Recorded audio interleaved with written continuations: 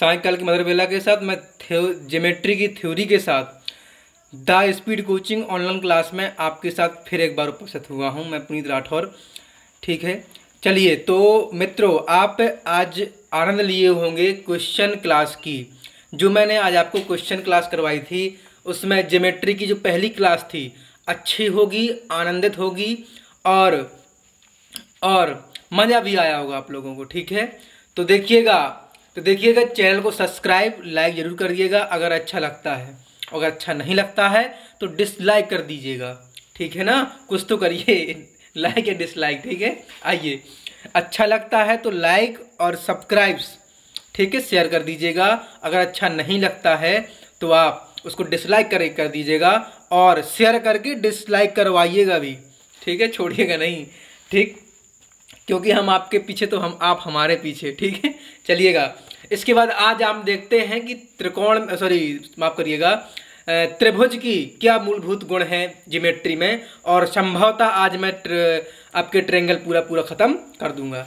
ठीक है, आइए तो हम देखते हैं त्रिभुज होता क्या है और त्रिभुज की जिस प्रकार से हम सर्वांग समता समरूपता बहुत मजबूती के साथ पढ़े हैं, सीजीएल लेवल तक का पढ़े हैं हम।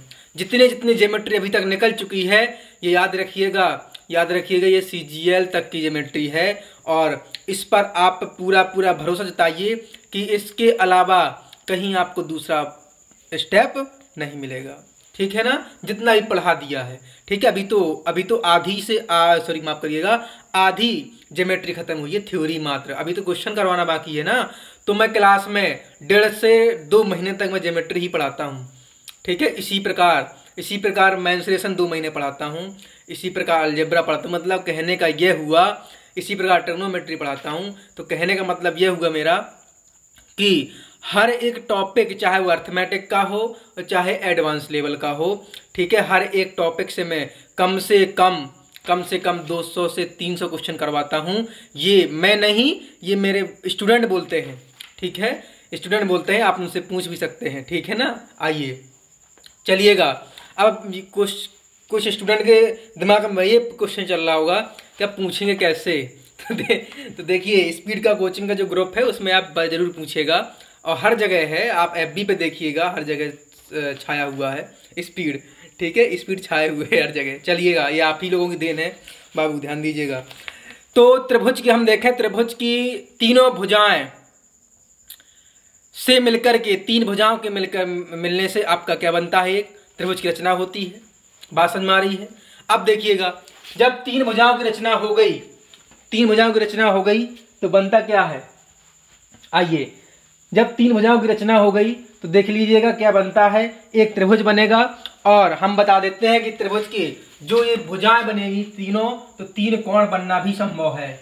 और जब 3 कोण बनेंगे तो ये देखिए, A कोण, ये B कोण, ये C कोण, तो हम कहेंगे A + B + C = 180। मतलब त्रिभुज के तीनों कोणों का योग 180 होता है। अगर हम त्रिभुज के बाह्य कोण मिला दें, अर्थात कहने का मतलब यह हुआ, इसको मिलाइए तो ये x बन जाएगा, इसको बढ़ाइए तो ये y बन जाएगा, इसको बढ़ाइए तो ये क्या बनेगा, तो ये बनेगा आपका क्या बताइए, तो ये बनेगा आपका z। तब हम कहेंगे x + y + z = 36। ठीक है, 360, सॉरी, क्या बनेगा, x + y + z = 360। तो यहां से क्या मिला, यहां से परिणाम मिला हमें कि त्रिभुज के बाह्य कोणों का योगफल 360 होता है और त्रिभुज के तीनों अंतः कोणों का योगफल 180 होता है। ये आप बात तो हमेशा और हमेशा के लिए ध्यान दीजिएगा। ठीक है, और हम आपको पहले ही बता चुके हैं, न्यून कोण समकोण में पढ़ा रहे थे, त्रिभुज की 2 भुजाओं का योगफल तीसरी भुजा से बड़ा होता है, तब तक त्रिभुज बनना संभव है। अगर त्रिभुज की 2 भुजाओं का अंतर तीसरी भुजा से छोटा है, तब भी त्रिभुज बन जाएगा। बात समझ में आ रही है? क्लियर है कि नहीं है? इसके बाद देखिएगा, अगर हम त्रिभुज के इस प्रकार देखें तो हम बोलेंगे, इसके बाद अगला है, ये आपका पहला पॉइंट था, ये आपका दूसरा पॉइंट है क्या, किसी त्रिभुज का बाह्य कोण सुदूर अंतः कोणों को योगफल के बराबर होता है। मतलब ये x, ये y, तो हम बोलेंगे ये x + y। तो लिख लीजिएगा, त्रिभुज का बाह्य कोण सुदूर अंतः कोणों के योगफल के बराबर होता है। ठीक है, इसके बाद देखिए अगर हम देखिएगा बाबू, देखिएगा अगर हम किसी त्रिभुज के शीर्षों को इस प्रकार से मिलाएं कि उसका जो अंतः द्विभाजक है, कोणों का अंतः द्विभाजक है, वो इस प्रकार से बने। कैसे, आइए, ये बन रहा है इस प्रकार से।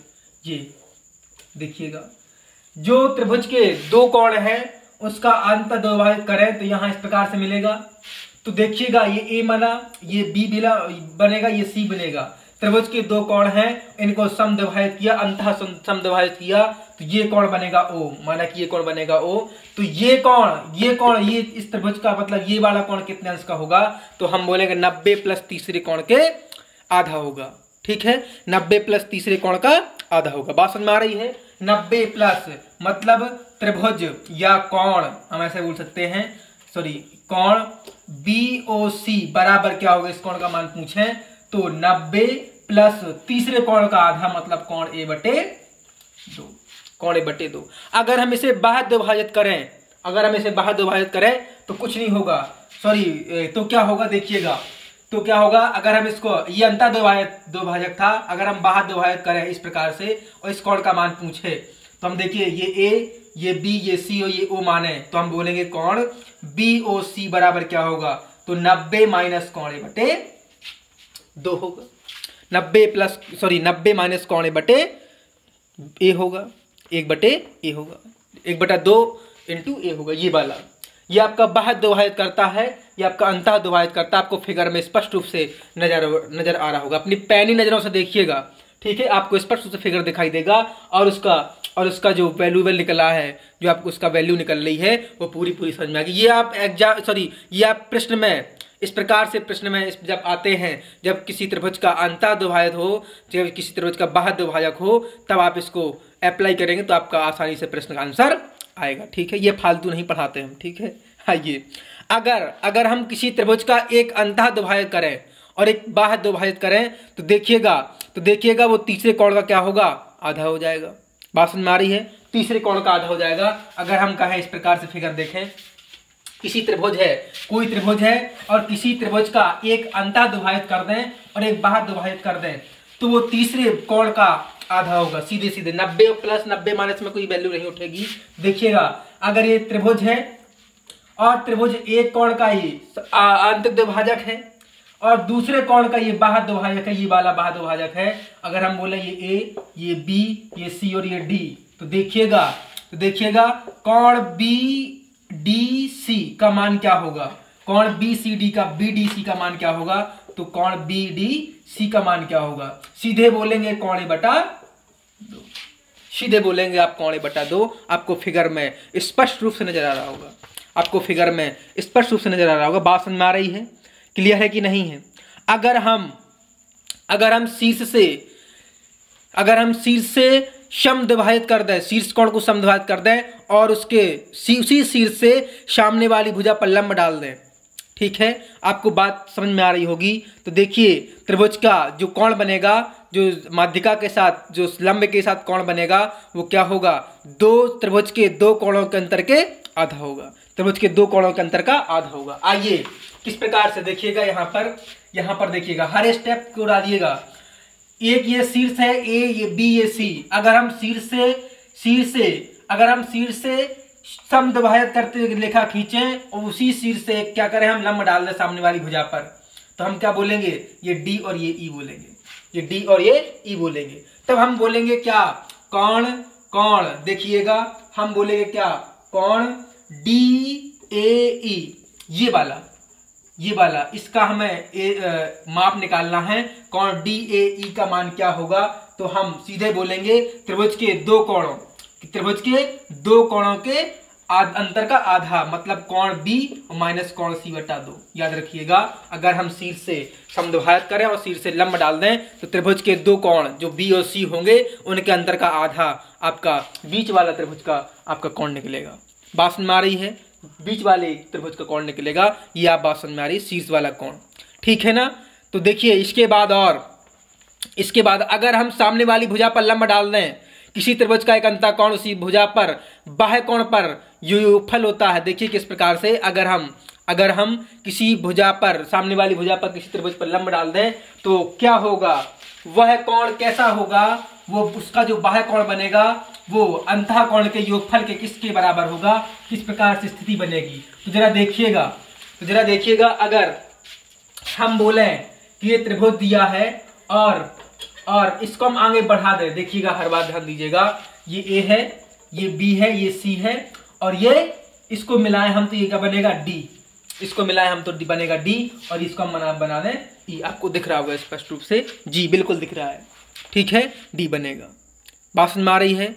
तो देखिएगा, अगर हम यहां पर अगर हम इसको x माने, याद रखिएगा, ध्यान दीजिएगा हर बात मेरी, ठीक है। अगर हम इसको x माने और देखिएगा इसको हम z माने, इसको x, इसको z और इसको हम y माने, तो आप सीधे बोलेंगे 2z बराबर x प्लस y।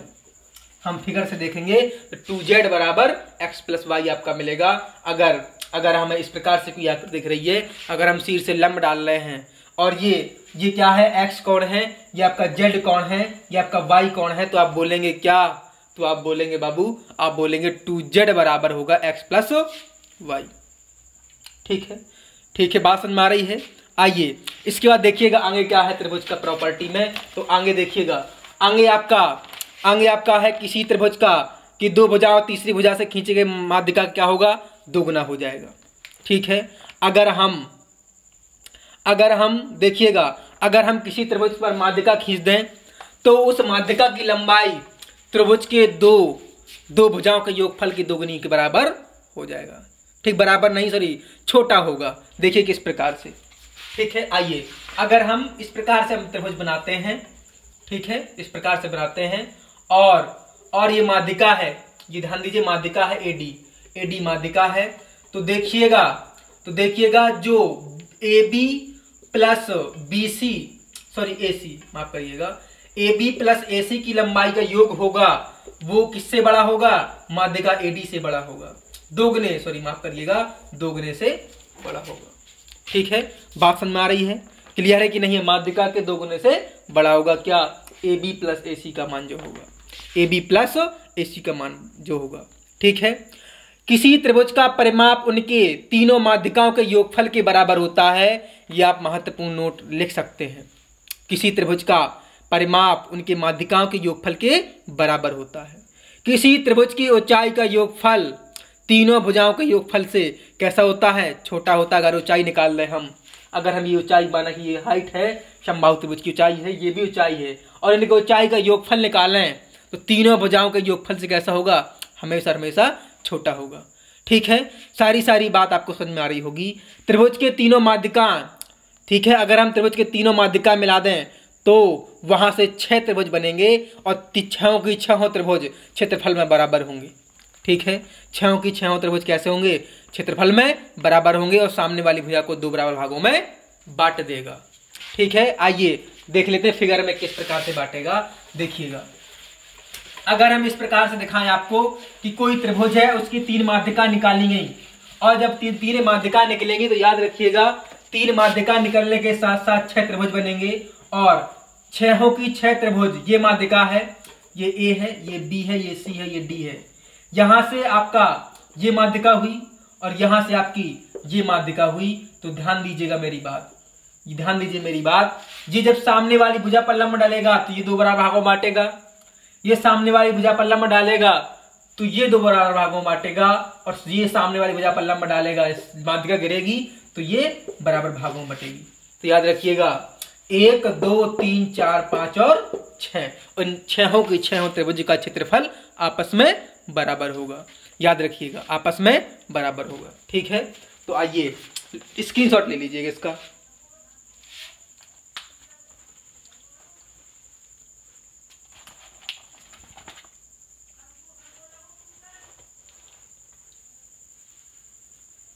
हो गया, आइए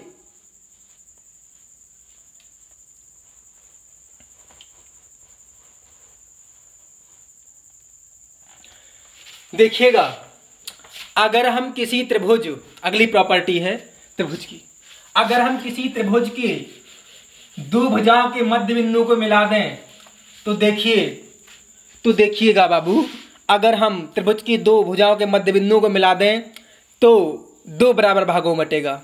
ठीक है, ठीक है। अगर हम केंद्रक से मिला दें इस प्रकार से, अगर केंद्रक है, अगर ये त्रिभुज है और त्रिभुज के साथ साथ ये ए, ये बी और ये सी है, ये आपका क्या है केंद्रक, और इसका हम इससे मिला दें, माफ करिएगा ऐसे नहीं, ठीक है। आइए, अगर हम भुजाओं के मध्य बिंदु से केंद्रक को मिला दें इस प्रकार से, ठीक है। अगर हम केंद्रक से भुजाओं के मध्य बिंदु को मिला दें तो ये दो बराबर भागों बढ़ जाएगा, तो ये भी दो बराबर भागों बढ़ जाएगा। याद रखिएगा, ये क्या है आपका, ये आपका सेंट्रॉइड है, मतलब केंद्रक है। ठीक है, ये आपका क्या है केंद्रक, मतलब सेंट्रॉइड। आपको स्पष्ट रूप से दिख रहा होगा, नजर आ रहा होगा। ठीक है, अपनी पैनी निगाहों से देखिएगा, पैनी निगाहों से देखिएगा, आपको केंद्रक दिख रहा होगा। और त्रिभुज की दो भुजाओं के मध्य बिंदुओं को मिलाने से आप केंद्रक को मिलाएंगे तो दो बराबर भागों में बटेगा। ये वाली भुजा इस भुजा के बराबर होगी, ये वाली भुजा इस भुजा के बराबर होगी। तो देखिए, अगर हम इसको डी, इसको ई और इसको ओ माने तो देखिए त्रिभुज DEO का क्षेत्रफल क्या होगा, मूल त्रिभुज कौन सा है, ये है आपका ABC, 1/12 गुना हो जाएगा त्रिभुज ABC। ठीक है, बात समझ में आ रही है, का क्षेत्रफल। ठीक, मूल क्षेत्रफल, जो मूल त्रिभुज का क्षेत्रफल होगा वो क्या होगा, 1/12 गुना होगा आपका जो केंद्रक से मिलकर, भुजाओं से मिलकर आपका जो त्रिभुज बनता है, छोटा वाला त्रिभुज बनेगा, वो मूल त्रिभुज का 1/12 गुने का क्षेत्रफल बनेगा। ठीक है, आपको दिख रहा होगा, स्पष्ट रूप से दिख रहा होगा, 1/12 इंटू त्रिभुज ABC का क्षेत्रफल। ठीक है, आइए, अगर हम सी से सामने वाली जो विपरीत भुजा है, सी से विपरीत भुजा पर अगर लंब डाल दें हम, तो बराबर भागों में विभाजित कर देगा। अर्थात कहने का मतलब यह है, देख लीजिए फिगर आप इस प्रकार से बनाए। ठीक है, इस प्रकार से अगर ये माध्यिका डली है, इसको दो बराबर भागों बांटा, तो ये भुजा इस भुजा के बराबर होगी, ये वाली भुजा इस भुजा के बराबर होगी, और ये भुजा इस भुजा के बराबर होगी। आपको दिखाया भी था, बताया भी था। ठीक है, बताया भी था, ये याद रखिएगा, इस प्रकार से बनेगा ये फिगर।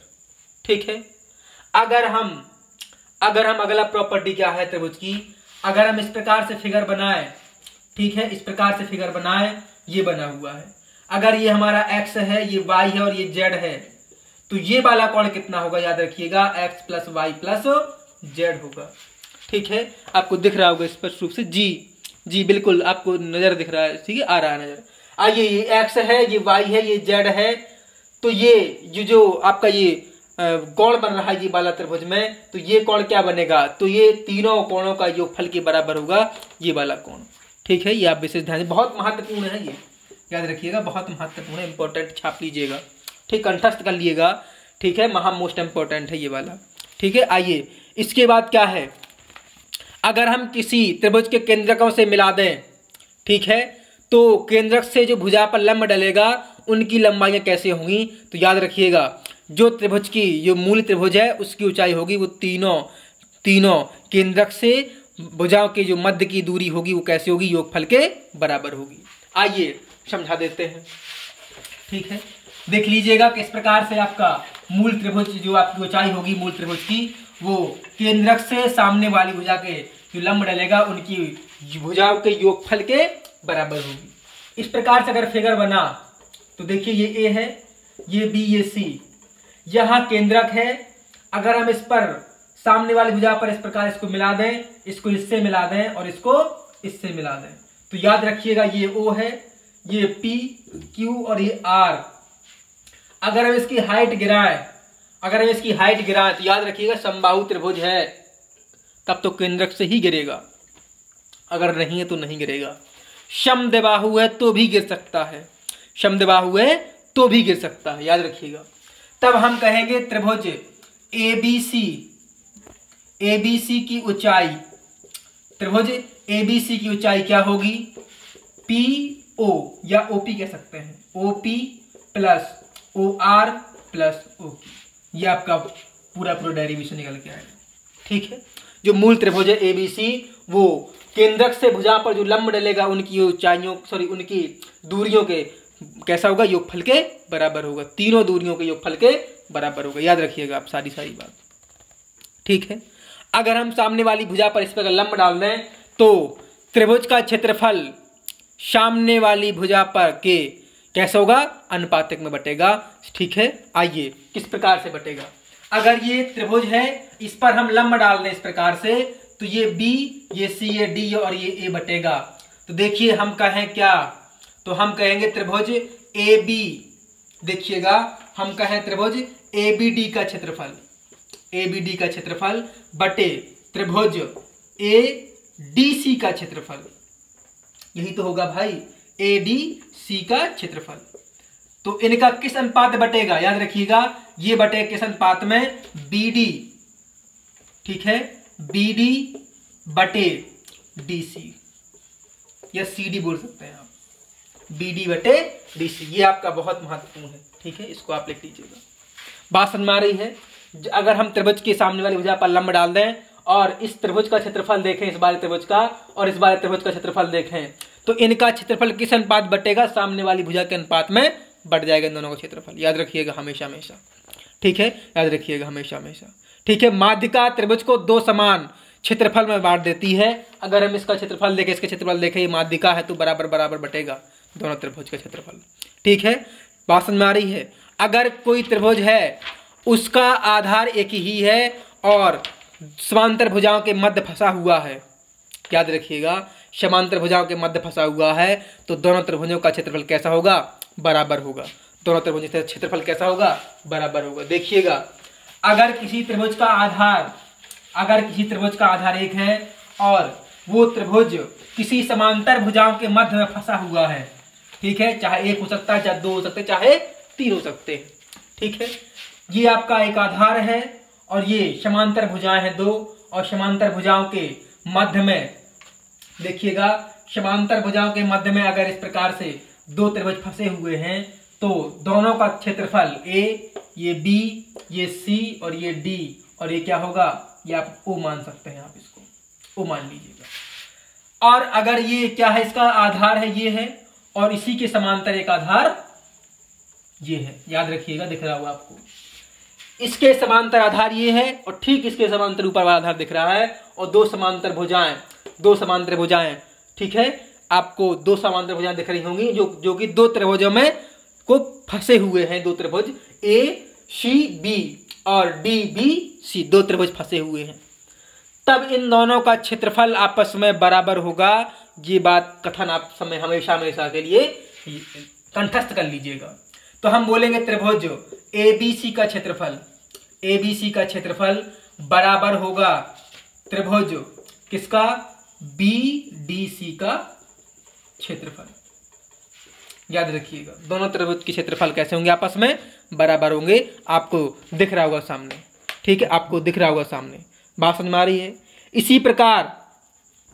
इसी प्रकार अगर हम और इसकी आगे प्रॉपर्टी देखें तो देखिएगा, अगर हम एक क्या बना दें, एक चतुर्भुज आकृति का बना दें और इस पर एक क्या बना है? त्रिभुज।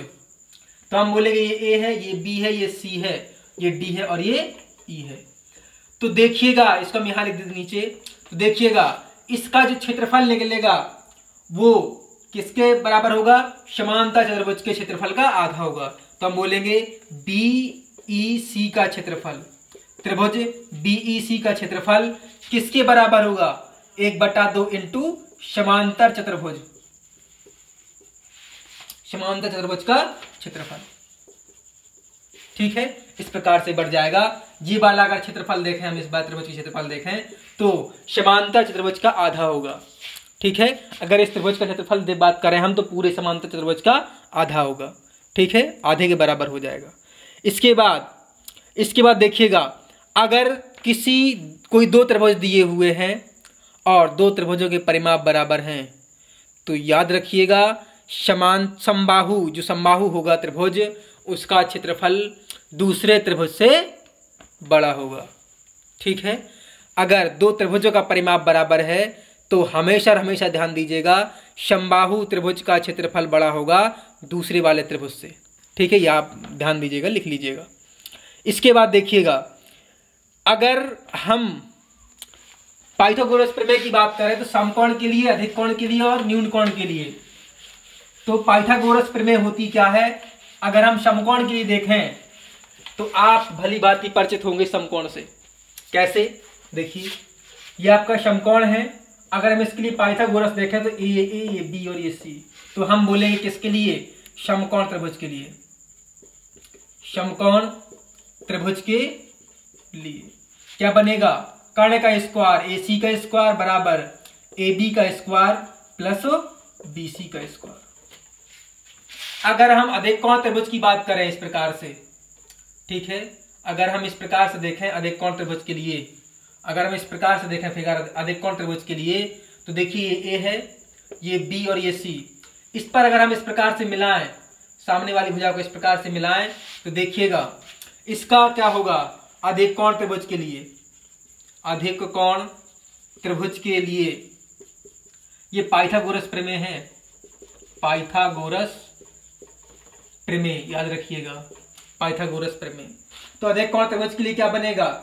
अधिक कोण त्रिभुज के लिए बनेगा ए सी का स्क्वायर बराबर ए बी का स्क्वायर प्लस बी सी का square plus 2bc into B D. ये डी बना लीजिएगा, डी, ठीक है, 2bc इंटू बी डी। बात समझ में आ रही है? अगर हम अधिक कोण त्रिभुज के लिए देखें तो ये AC है, AC का स्क्वायर किसके बराबर होगा? AB का स्क्वायर प्लस BC के स्क्वायर प्लस 2 ये वाला, अब देखिए 2bc into B d, 2bc into B D, ये वाला, ठीक है, 2bc इंटू बी डी। अगर हम न्यूनकोण के लिए देखें, अगर हम न्यूनकोण के लिए देखें तो आपकी सेम प्रॉपर्टी वही है, बस मात्र यहाँ पर न्यूनकोण के लिए क्या होगा? यहाँ देख लीजिएगा, अगर हम न्यूनकोण त्रिभुज की बात करें, न्यूनकोण त्रिभुज के लिए, अगर हम न्यूनकोण त्रिभुज के लिए देखें तो वही होगा AC का स्क्वायर बराबर AB का स्क्वायर प्लस BC का स्क्वायर, यहाँ माइनस हो जाएगा 2bc इंटू बी डी, ठीक है, इस प्रकार स्क्रीनशॉट ले लीजिएगा।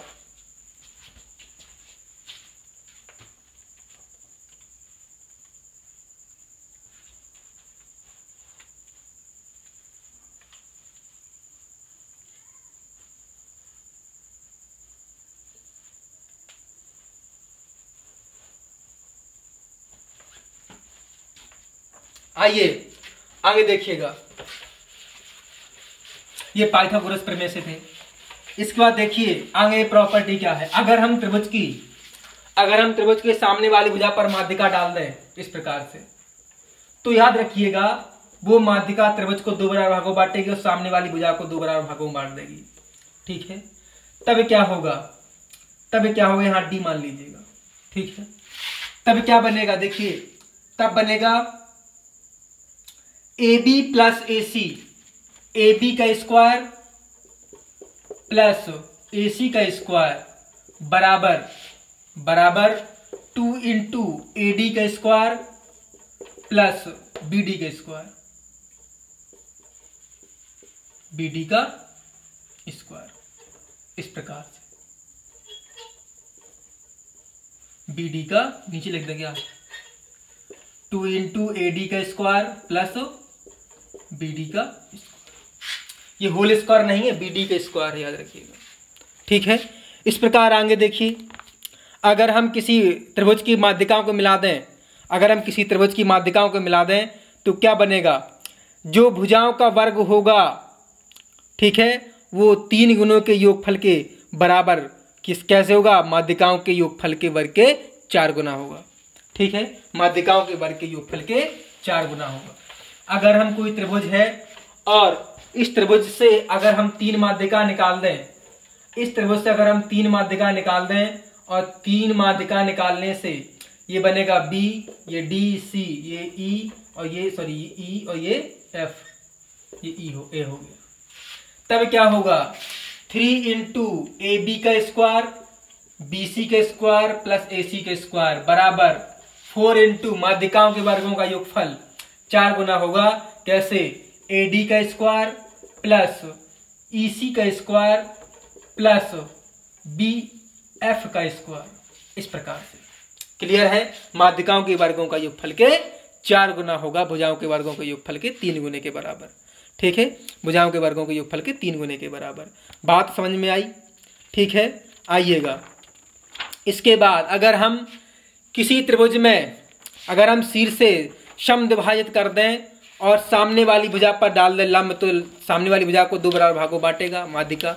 ठीक है, और जब माध्यिका बांट दी, माध्यिका बांटेगी तो क्या मिलेगा यहाँ से, तो देखिएगा अगर हम माध्यिका को बांटें तो माध्यिकाओं के वर्गों का जो योगफल होगा वो 4 गुने किसके बराबर होगा, कर्ण भुजा के वर्ग के बराबर होगा, 5 गुने के वर्ग के बराबर होगा।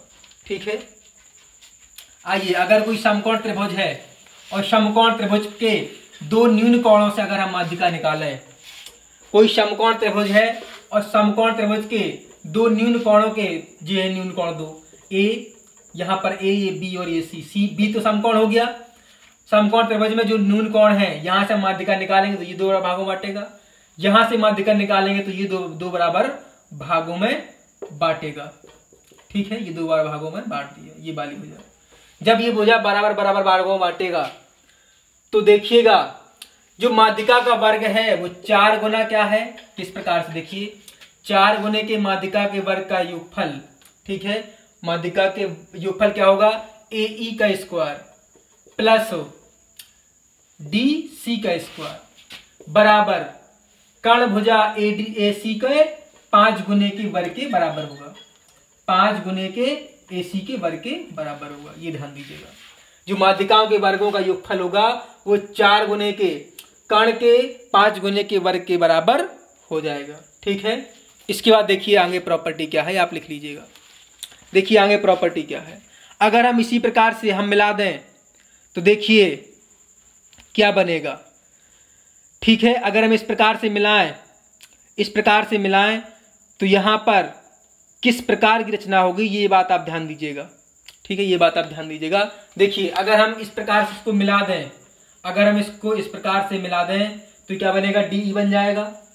तब हम बोलेंगे क्या, तब हम बोलेंगे ए ई, तब हम बोलेंगे, देखिए इसके लिए देख रहे हैं हम, अगर हम इसको मिला देते हैं इस प्रकार से, अगर हम इसको इस प्रकार से मिला देते हैं तो ये अगला फिगर बनता है। और अगले फिगर के लिए प्रॉपर्टी क्या होगी, अगले फिगर के लिए प्रॉपर्टी क्या होगी, तो देखिए ए ई का स्क्वायर प्लस सी डी का स्क्वायर बराबर किसके स्क्वायर के बराबर होगा, ए सी आपको दिख रहा होगा ये वाली भुजा, ए सी का स्क्वायर प्लस डी ई के स्क्वायर के बराबर होगा। ये आपकी प्रॉपर्टी है। ठीक है, ये आपकी प्रॉपर्टी है, बात समझ में आ रही है। इसके बाद ट्रिपलेट की बात करते हैं। आइए, ट्रिपलेट होते क्या है, ट्रिपलेट वो क्या होते हैं जो त्रिभुज की रचना करते हैं। अर्थात अगर हम कोई ट्रिपलेट ले लें, ठीक है, जो त्रिभुज का पाइथागोरस प्रमेय का आपका यूज करे, अर्थात कहने का मतलब ये हुआ कि जो त्रिभुज का निर्माण करे। ट्रिपलेट भुजाओं की माप होती है ट्रिपलेट, उसे ही हम बोलते हैं ट्रिपलेट, त्रिकोणी जिसे बोलते हैं त्रिकोणी माप। त्रिकोणी माप किसे कहते हैं, अगर हम त्रिभुज की भुजाओं की माप देखें तो त्रिकोणी माप होती है। अर्थात 3 भुजाएं जो होती हैं वही तो त्रिकोणी भुजाएं होती हैं, और तीनों की तीनों भुजाएं मिलकर के एक त्रिभुज का निर्माण करेंगी। अगर हम कहें कि त्रिभुज 1 2 3 ये ट्रिपलेट है, मतलब एक भुजा 3 है, एक भुजा 2 है, एक भुजा 3 है, तो क्या त्रिभुज बनना संभव है, बता दीजिएगा। ठीक, कमेंट में बताइए ये बात, क्या त्रिभुज बनना संभव है। वही बात ध्यान दीजिएगा, त्रिभुज की 2 भुजाएं तीसरी बड़ी भुजा से कैसा हो, 2 भुजाओं का योगफल, त्रिभुज की 2 छोटी भुजाओं का योगफल तीसरी बड़ी भुजा से कैसा होना चाहिए, बड़ा होना चाहिए। ठीक है, अगर त्रिभुज की 2 छोटी भुजाओं का अंतर बड़ी भुजा के छोटा होना चाहिए, तभी त्रिभुज बन पाएगा। अगर हम 1 2 3 की बात करें तो 1 2 कैसी जो छोटी भुजाएं हैं, इनका योग देखें 1 2 3 हो जाएगा, 3 से छोटा है, बड़ा है कि बराबर है, बराबर, त्रिभुज बनना संभव नहीं है। 1 2 3 ट्रिपलेट नहीं हो सकता। तो ट्रिपलेट हम कैसे निकालेंगे, एक नंबर को ले देते हैं और ट्रिपलेट आप आराम से निकाल सकते हैं। ठीक है, ट्रिपलेट निकालने के लिए एक फार्मूला होता है, आइए वो फार्मूला हम आपको याद करवा देते हैं। तो ट्रिपलेट के लिए एक फार्मूला होता है n plus n upon 2n plus 1, n plus n upon 2n plus 1। अगर हम इससे देखें तो आपको एक ट्रिपलेट नजर आएगा। अगर हम कोई सा भी नंबर ले लें, अगर हम नंबर ले लें 2, आइए अगर हम नंबर ले लें 2 तो देखिए अगर n बराबर 2 लेते हैं तो ट्रिपलेट क्या होंगे, रख दीजिएगा 2 प्लस 2 बटा 4 प्लस 1, आपको दिखा होगा 2 दूनी 4 प्लस 1, सीधे कर दिया मैंने। तो 2 प्लस 2/5, तो 5 दूनी 10, 10 2 12, क्या मिलेगा 12/5, 12/5। तो देखिए ट्रिपलेट बना कैसे, 5 12, एक और अगर अंश का एक अधिक ले लेते हैं तो वो 13 हो जाएगा। तो एक हमने अगर अधिक ले लिया तो क्या मिला 13। ये हमेशा करना है आपको। ये अंश है, जो अंश मिलेगा अंश का एक आप बड़ा कर देंगे, मतलब एक बढ़ा देंगे तो तीसरा ट्रिपलेट मिल जाएगा। तो देखिएगा 5, देखिए 5 12 और 13। अगर हम इस पर ट्रिपलेट यूज करें, अगर हम इस पर ट्रिपलेट यूज करें तो आपको बहुत आसानी से नजर आएगा कि ट्रिपलेट बन चुका है। ये मतलब ये त्रिभुज की भुजाएं बनेंगी, और इस भुजाओं से अगर हम त्रिभुज की भुजाओं की माप ले लें, ये 5 12 13, तो एक त्रिभुज का निर्माण होगा। अगर हम एक सरल सा ले लें n बराबर 1 ले लें तो क्या बनेगा 1 + 1/2 गुणा 1 और प्लस 1, क्या मिलेगा 1/1/3। यही तो मिलेगा करने के बाद 3 एकम 3 और 1 4, 4/3। हम अंश का एक अधिक ले लेते हैं तो क्या मिलेगा 5, तो 3 4 और 5, 3 4 और 5। आप इसका भली भांति देख रहे होंगे, ये 3 4 5 क्या है ट्रिपलेट है। अर्थात कहने का मतलब ये हुआ कि त्रिभुज, अगर ये त्रिभुज की भुजा की माप ले लें तो त्रिभुज बनना संभव है। कैसे, पाइथागोरस में रख दीजिएगा आप, क्या मिलेगा कर्ण 5 होगा क्योंकि सबसे बड़ी भुजा कर्ण होती है, तो 25 हो जाएगा, बराबर कर्ण स्क्वायर बराबर लंब स्क्वायर पर आधार स्क्वायर 9 9 3 3 का 9 + 4 4 16। बताइए 25 बराबर 25 आया कि नहीं आया, बताइए, दिख रहा है बिल्कुल 25 बराबर 25 आया कि नहीं आया। तो ये होता है ट्रिपलेट। अर्थात कहने का मतलब ये हुआ, अगर हमें रचना जांच की करनी हो ट्रिपलेट की तो आप उसको पाइथागोरस प्रमेय रख दीजिएगा, दोनों पक्ष बराबर आए तो ट्रिपलेट है सही आपका। ठीक है, बस कुछ नहीं करना है, इस फॉर्मूले में ट्रिपलेट लगा दीजिएगा और जो आपका ट्रिपलेट निकल के आएगा वो अंश का एक अधिक कर दिए, तीनों ट्रिपलेट आएंगे। एक अंश आएगा एक हर आएगा, तो 2 ट्रिपलेट ही हो गए। तीसरा ट्रिपलेट कहाँ से आएगा, तीसरी माप कहाँ से आएगी, अंश का एक आप बढ़ा दीजिएगा वो तीसरा हो जाएगा। जैसे कि यहाँ पर देखिए 12 आया, 12 का एक बढ़ा 13 हो गया। यहाँ पे 4 आया, 4 का एक बढ़ा दिया हमने 5 हो गया, इस प्रकार से। ठीक है, आइए तो कुछ हम देख लेते हैं त्रिभुज के सूत्र क्या क्या हैं, त्रिभुज के फॉर्मूले देखते हैं और इसी के साथ त्रिभुज का आज समापन करते हैं। ठीक है, तो नोट करते चलिएगा। त्रिभुज का पहले हम देखें, त्रिभुज का हम परिमाप देखें। परिमाप क्या होता है, तीनों भुजाओं का योग, तीनों भुजाओं का योग। इसके बाद अगर हम क्षेत्रफल देखें त्रिभुज का क्षेत्रफल, तो देखिए क्या होता है 1/2 आधार इंटू ऊंचाई। फिर अगर ये त्रिभुज अगर ये समकोण तब बनेगा अगर आपका कोई दूसरा त्रिभुज है, विषमबाहु त्रिभुज है का क्षेत्रफल, तब क्या बनेगा आपका under root s minus a s minus b s minus का c। ठीक है, ये s है क्या, ये आपका s क्या है अर्ध परिमाप, मतलब a + b + c/2, भुजाओं का योगफल का आधा, भुजाओं के योगफल का आधा। इसके बाद अगर इससे नहीं आ रहा है तो एक और ट्रिपलेट एरिया होता है त्रिभुज का, वो कैसा होता है 4/3। क्षेत्रफल क्या होगा त्रिभुज का क्षेत्रफल क्या होगा 4/3 under root s minus a s minus का b s माइनस का c। इस प्रकार से वही है s बराबर क्या होगा a + b + c/2, भुजाओं का आधा बटे 2। ठीक है, इसके बाद देखिए अगर हम समबाहु त्रिभुज की ऊंचाई देखें, ठीक है, अगर हम समबाहु त्रिभुज की ऊंचाई देखें तो समबाहु त्रिभुज की ऊंचाई की बात करें तो क्या होगा अंडररूट 3/2 इंटू भुजा, अंडररूट 3/2 इंटू भुजा। अगर हम भुजा की बात करें, समबाहु त्रिभुज की भुजा की बात करें तो 2/√3 इंटू ऊंचाई हो जाएगी। ठीक है, ऊंचाई हो जाएगी, बात समझ में आ रही है। इसके बाद अगर हम समबाहु त्रिभुज का क्षेत्रफल देखें, समबाहु त्रिभुज का क्षेत्रफल क्या होता है, अंडर रूट 3/4, अंडर रूट 3/4 भुजा का स्क्वायर, ये होता है आपका एरिया। अंडर रूट 3/4 भुजा का स्क्वायर ये आपका क्षेत्रफल होता है। अगर हम समबाहु त्रिभुज का, ये कब होता है, जब आपकी भुजा दी हो, लिख लीजिएगा, जब भुजा ज्ञात हो। अगर हमें भुजा ज्ञात ना हो, ऊंचाई ज्ञात हो, तो समबाहु त्रिभुज का क्षेत्रफल कैसे निकलेगा? ठीक है, समबाहु त्रिभुज का क्षेत्रफल कैसे निकलेगा? तो लिखेंगे क्या बताइए? तो लिखेंगे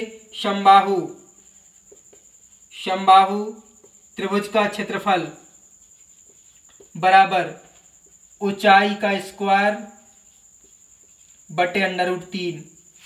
ये कब होगा? जब ऊंचाई दी हो, ऊंचाई ज्ञात हो। ठीक है, जब ऊंचाई ज्ञात हो, आपको फॉर्मूले आपको सामने दिख रहे होंगे। ठीक है, अगर हम समद्विबाहु त्रिभुज का ऊंचाई की बात करें तो देखिए समद्विबाहु त्रिभुज की ऊंचाई क्या होती है और समद्विबाहु त्रिभुज का क्षेत्रफल क्या होता है, हम यहां लिख देते हैं। ठीक है, तो समद्विबाहु लिखेंगे, समद्विबाहु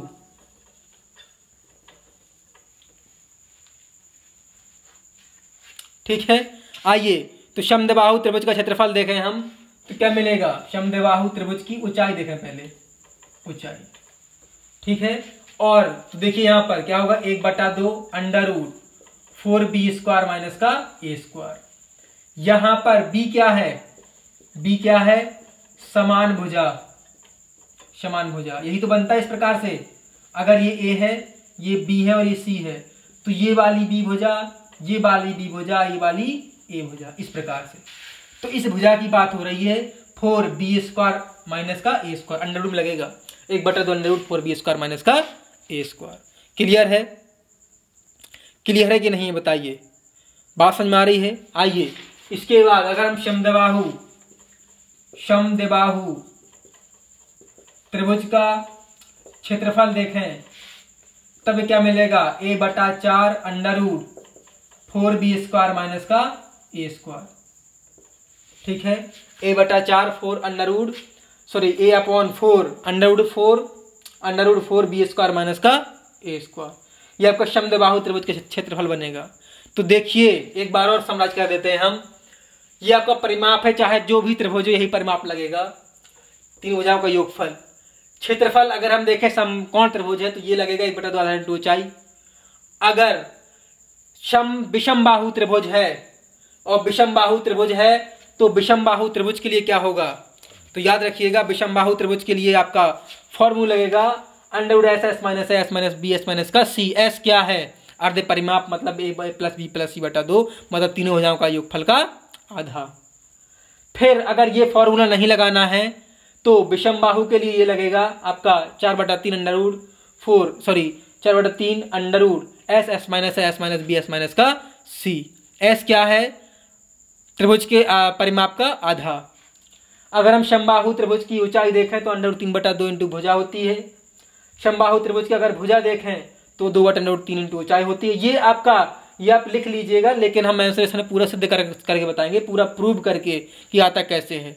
अगर हम इसको प्रूव करेंगे तो आप बोरिंग होने लगेगा आपको ज्योमेट्री, क्योंकि बहुत लंबी चल चुकी है, अभी तो ट्रायंगल खत्म हुआ है। ठीक है, समबाहु त्रिभुज का क्षेत्रफल देखें तो अंडर रूट 3/4 भुजा स्क्वायर, जब भुजा दी हो तब ये फॉर्मूला लगेगा। अगर समबाहु त्रिभुज दिया है तो उसका क्षेत्रफल निकालना है, समबाहु त्रिभुज का क्षेत्रफल निकालना जब उसकी ऊंचाई दी हो तो ऊंचाई का वर्ग बटा अंडर रूट 3। अगर समद्विबाहु त्रिभुज की ऊंचाई निकालनी हो तो क्या मिलेगा? फॉर्मूला लिखा 1/2 अंडर रूट 4b² माइनस का a²। यहाँ पर b समान वाली भुजा है, याद रखिएगा, मैंने फिगर से भी आपको शो करवा दिया है।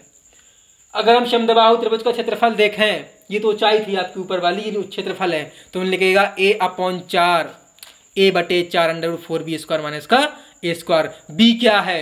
समान भुजा है। ठीक है, इसी के साथ ही आपका त्रिभुज पूर्ण रूप से सफलतापूर्वक खत्म होता है। कल आपका नया आपका चतुर्भुज चलेगा और कल से आपका एक शेड्यूल भी शायद तैयार हो, लेकिन कंफर्म नहीं है। आपका दिन में आपकी क्वेश्चन की क्लास चलेगी और रात्रि में आपके इतने टाइम आपका थ्योरी चलेगी। ठीक है, जैसे ही थ्योरी खत्म होती है फिर दोनों टाइम आपका क्या होगा, क्वेश्चन चलेंगे। बात समझ में आ रही है, क्लियर है, या एक क्लास चला देंगे, कुछ भी करें हम। आइए तो चलते हैं, अच्छे से रहिए, पढ़िए। बहुत बहुत धन्यवाद, अन्य शुभकामनाओं के साथ, जय हिंद।